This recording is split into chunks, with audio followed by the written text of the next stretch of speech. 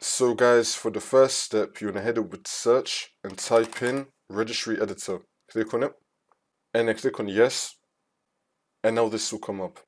And then once you're on this, you can follow everything that I'll be doing up here.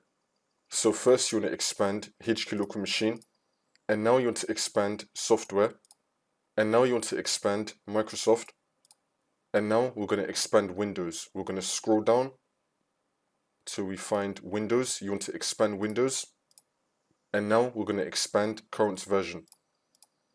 I'm going to make this a bit bigger, and now we're going to expand policies. We're going to scroll down till we find policies. You want to expand this, and now we're going to click on system, and now this will appear on the right side. Again, you can follow everything that I did up here. Make sure that you're now in the system folder. And then once you're on this, you want to find enable LUA. Double click on it. Make sure that in this box right here, you have the value data on 0. So make sure that on the value data, you have the number 0, and then click on OK. And now for the last step, you just want to restart your computer, and then the problem should be fixed.